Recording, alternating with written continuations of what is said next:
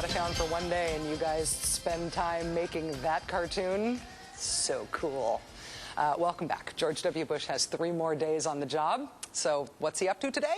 On his last presidential TGIF? Well, he is taking advantage of the perks while he still can. Yes, Mr. Bush took off early this afternoon to spend his last weekend as president at Camp David, which I think means that the George W. Bush Legacy Tour is officially over.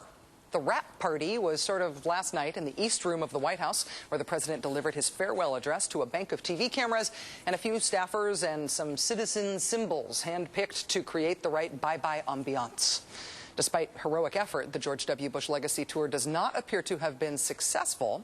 Despite the farewell address and the many exit interviews, despite bringing his very popular wife Laura along to many of those interviews, despite hiring a former staffer to write a pro-Bush op-ed for USA Today, despite a 40-page brochure published by the White House to remind us of Mr. Bush's many accomplishments, most Americans still think he was an unparalleled failure as a president. To be specific, 57% of Americans say George Bush is one of the 5 worst presidents in American history. And Bush's low approval rating isn't budging. In the latest NBC Wall Street Journal poll, it is still rock steady at a rock bottom 27%. But luckily for the president's own feelings about himself, he thinks he did a pretty good job. The idea of being able to serve a nation you love has been joyful. In other words, my spirits have never been down. In terms of the economy, look, I inherited a recession. I'm ending on a recession. In the meantime, there were 52 months of uninterrupted job growth. Iraq has gone from a brutal dictatorship and a sworn enemy of America to an Arab democracy at the heart of the Middle East and a friend of the United States. When I get home in Texas after this unbelievable experience, I will look in the mirror and be proud of what I see. Why is nobody else getting convinced by this? Why aren't the poll numbers going up? Why is nobody listening to him? I wonder if part of the reason is that people do not seem to be interested in what he has to say anymore. I mean, did you see this today? Dick Cheney, his own vice president, barely managing to stay awake during the president's big final speech. The speech was only 13 minutes long, and the vice president is apparently nodding off. Now, we may not want to hear from President Bush anymore, but I wonder if that's only because we know what he's going to say. He's been saying the same thing a lot. I sort of think we might be riveted, actually, if we got a real valedictory from President Bush, a real confessional tell-all. Thanks to the twisted imagination of Rolling Stone's Matt Taibbi, we've got that. His latest cover story for Rolling Stone is a fake exit interview with the president in which Mr. Bush spills his guts about FEMA and Iraq and actually apologizes for messing up before collapsing in tears. But only after the interviewer fills Mr. Bush in on what so much of the country thinks of his legacy. Can I quote here?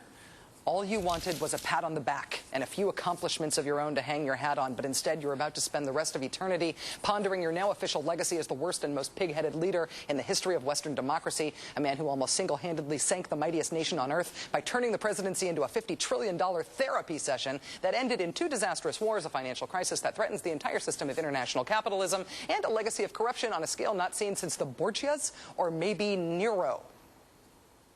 Well, so there's that.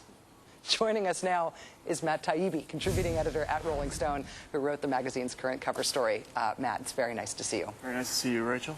I love quoting you. It makes me feel like I might have been smart enough to write that. Yeah, right. Did you watch Bush's farewell speech, final episode of his Legacy Tour last night? I did. I think I might have been the only one, though. I mean, according to the New York Times, what did he get, page 21? Like, he was after an obituary for a zookeeper or something like that this morning. It was terrible. I mean, it was a really embarrassing exit speech, I thought. In demeanor, or in terms of what he said? In demeanor, and the fact that it was only 13 minutes long, and he really, he couldn't really come up with anything that he had done, that he had accomplished, except that we've only been bombed catastrophically once, in the time that he was president. But not since then. No further catastrophic bombings. Right, exactly. Well, I guess we have to give him credit for that. Sure. But it really was sad, I thought, and it's funny. I think if history looks back at him now, even the rich, he's not a hero in their eyes anymore because all the money that he gave them over these years has now disappeared. So I mean, who exactly did he benefit during those years? And it's just it's very sad.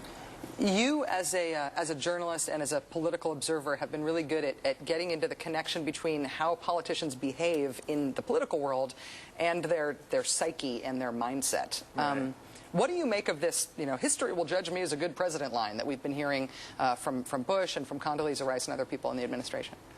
Well, I think it's, when you look at George Bush's psyche, I think that Oliver Stone sort of got it right in the movie W. I think this is a guy who had a lot of hang-ups about his father and who really just wanted to make something of himself and prove that he could do the same job that his dad did. And in a weird, twisted kind of way, he did kind of pull it off. He got elected twice, and for him that was an enormous accomplishment. But the problem was that he confused his own personal psychological problems with the business of the entire world, and he just wasn't competent to handle that other part of the equation. And it ended up being our loss, which was really sad, I thought. Well, his legacy is our legacy. I mean, we have to live with it in a way that is sort of bigger than the way that he has to live with it, I suppose. Right. In your fictional exit interview, Bush apologizes in tears, sort of pitifully. If he did that in real life, do you think it would help somehow? Do you think it would be cathartic? Yeah, I think one of the things that was most troubling about Bush over the years was his inability to recognize when he'd made a mistake. If you go back in 2004 during the debates when he was asked, if he'd made any mistakes, and it just took him a while to even come up with anything. And when he finally did come up with something, it was, I appointed the wrong guy, or I didn't fire this person. And his inability to recognize or to consider other points of view was his tragic undoing this whole time. And his inflexibility on Iraq, for instance, is I think what's resulting in his approval ratings being so low now. People seeing that he's unable to reconcile with his mistakes over years. Calling WMD a disappointment. There not being any weapons of mass destruction in Iraq, that was a disappointment for him. That's a minor understatement there. Last question. Are you going to miss covering Bush? Are you going to miss covering Bush's Washington? I think any comedian is going to miss George W. Bush. We're not going to have another president who says stuff like, I want to put food in your children, or, I hope that man and fish can coexist, or that kind of stuff. It's just, he's sort of one of a kind in that sense. We've had dumb presidents before, but he was sort of dumb in an inspired, ingenious kind of a way that we're just not going to see ever again. And it's kind of too bad. And in a way that, having Obama, this level-headed, logical guy, is almost going to be kind of a drag if it wasn't so good in so many other ways. He may turn out to be inspiring in surprising ways. You never know. Right. That's true. That's true. Matt Taibbi, contributing editor at Rolling Stone, author of the book The Great Derangement, which I should mention is out in a very attractive paperback version right now. It's nice to see you, Matt. Thanks for coming on tonight. Thanks very much, Rachel.